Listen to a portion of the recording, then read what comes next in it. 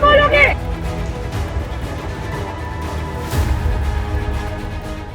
10-10 घंटों का इंतजार, एक के ऊपर एक लदे ट्रॉली बैग्स और भूखे परेशान यात्री।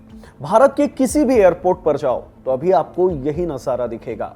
कारण भारत की सबसे लीडिंग एयरलाइंस का कोलैप्स हो जाना।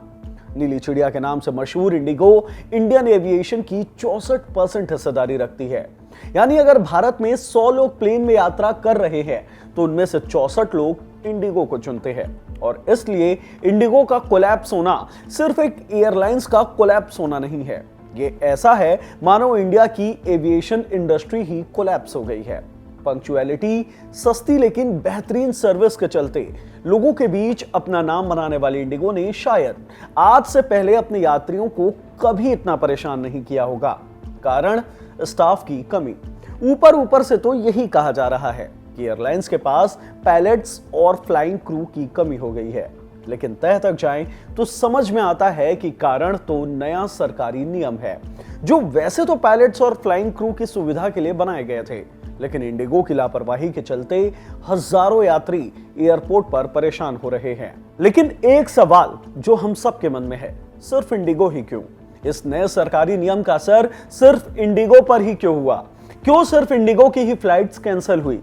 क्यों सिर्फ इंडिगो के ही यात्री परेशान हो रहे हैं? और इस मेजर कोलैप्स का दूसरे एयरलाइंस पर क्या असर हुआ है, सब कुछ जानते हैं इस वीडियो में। हेलो, मैं हिमांशु हूं और आप देख रहे हैं खबर गांव।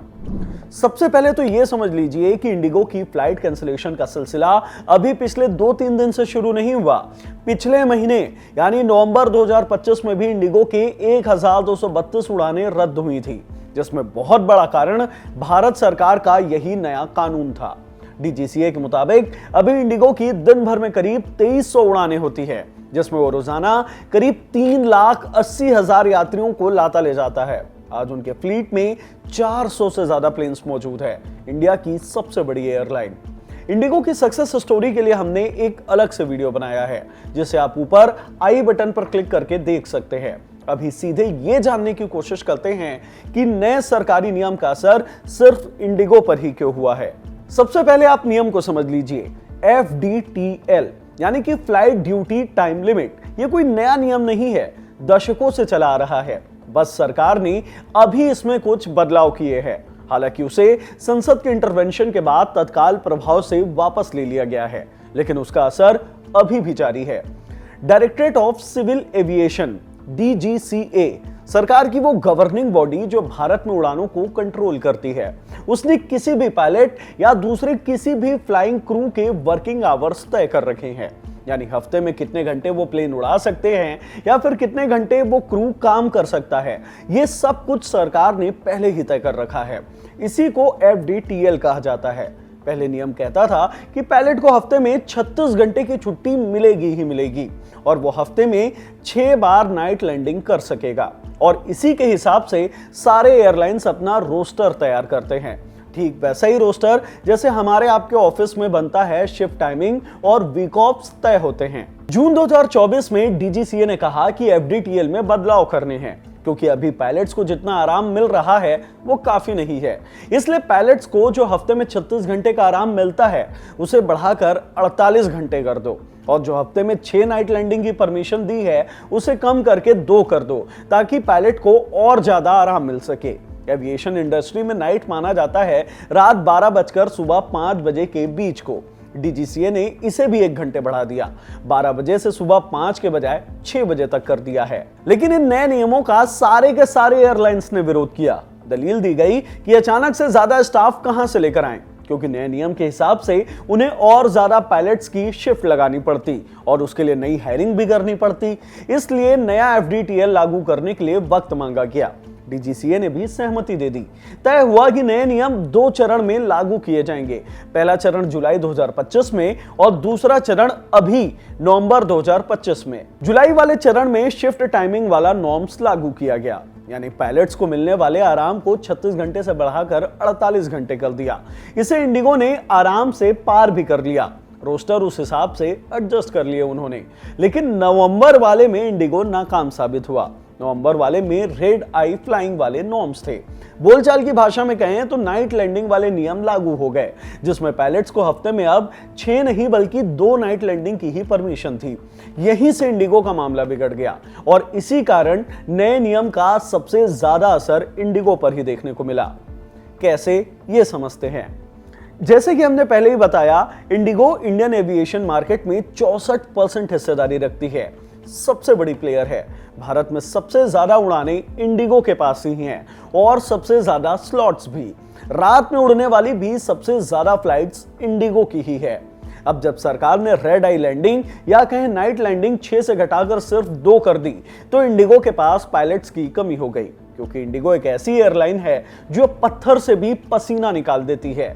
उनका रोस्टर इतना टाइट है कि एक्स्ट्रा की कोई वहां गुंजाइश ही नहीं बची है।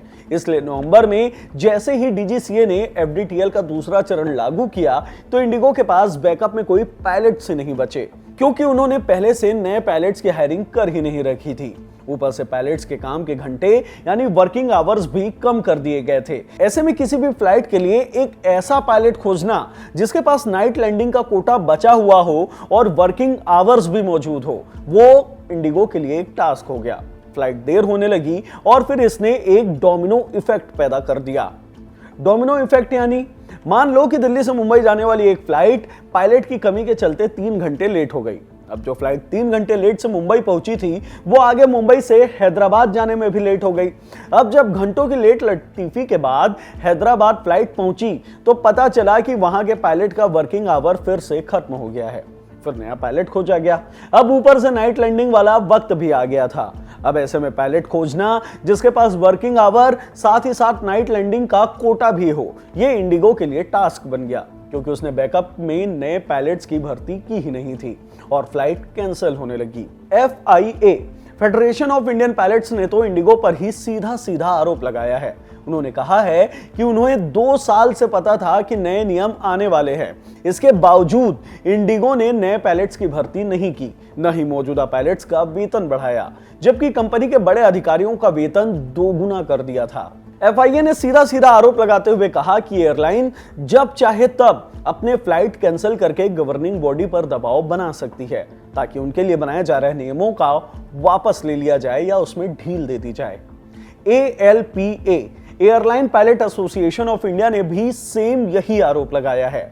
उनका आरोप है कि जानबूझकर नए पायलट की भर्ती न करना, फिर किसी सरकारी नियम का हवाला देते हुए फ्लाइट कैंसिल करना, ये एक तरह से डीजीसीए पर दबाव डालकर नियम को कमजोर करने की कोशिश हो सकती है।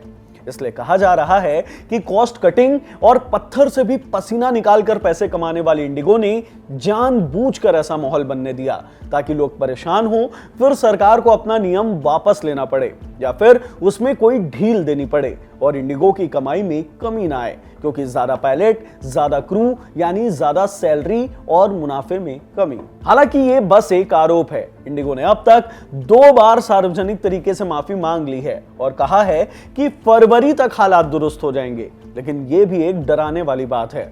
वो यूं कि इंडियन सबसे ज्यादा जिस एयरलाइन पर ट्रैवल करते हैं या बुकिंग करके बैठे हुए हैं, उन्हें अगले 2 महीने तक यही सब कुछ झेलना पड़ेगा।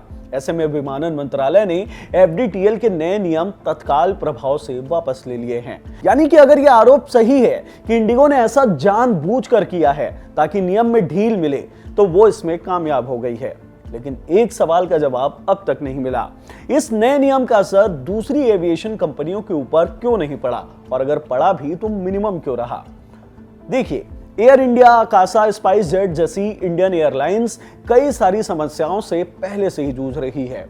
नए प्लेन्स की डिलीवरी में देरी हो रही है, उनके पास स्लॉट्स की कमी है, टेक्निकल फेलियर हो रहे हैं। इसके चलते इन एयरलाइंस के पास स्टाफ की कमी है ही नहीं, प्लेन कैंसल्स हैं और स्टाफ खाली बैठा हुआ है। रोस्टर में उनके पास कमियों को भरने के लिए इनफ पायलट और इनफ क्रू मौजूद है।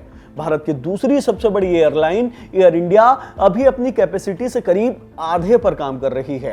कारण है स्लॉट्स की कमी, क्योंकि इंडिगो जैसे प्लेयर ने सारे स्लॉट्स पहले ही कब्जा रखे हैं। इस कारण इन एयरलाइंस पर नए नियमों का असर बिल्कुल मिनिमम देखने को मिला है।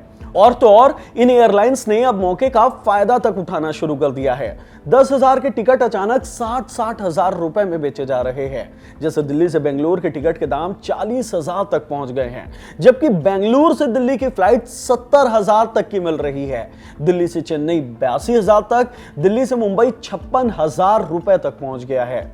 नोमैड ट्रैवल के सीईओ और ट्रैवल एजेंट्स एसोसिएशन के पूर्व अध्यक्ष अजय प्रकाश ने कहा है कि अगर किसी भी जगह 10,000 रुपए का टिकट 60,000 रुपए में बेचा जा रहा है तो मैं इसे ब्लैक मार्केटिंग और मुनाफाखोरी कहूंगा। जहां एक एयरलाइन का मार्केट 64 से 65% का मार्केट शेयर हो, वो मोनोपोली जैसा ही है। इस पर ध्यान देने की जरूरत है। हालांकि सरकार कई सारे जतन की कोशिश में है। नए नियम तत्काल प्रभाव से वापस लिए गए हैं। ट्रेनों में बोगियों की संख्या अचानक से बढ़ा दी गई है ताकि लोग इमरजेंसी में यात्रा कर सकें। तो अब आप समझ ही चुके होंगे कि नए नियम का असर सिर्फ इंडिगो पर ही क्यों पड़ा। साथ ही अब थोड़ा बहुत यह भी अंदाजा लगा पाएंगे क्या इंडिगो ने नियमों में ढील पाने के लिए जानबूझकर ऐसा सिचुएशन बनाया है ताकि उसके मुनाफे में कोई कमी ना आ सके। इस पूरे मामले में आपकी क्या राय है? कमेंट बॉक्स में हमें जरूर बताएं। इस वीडियो में इतना ही। धन्यवाद।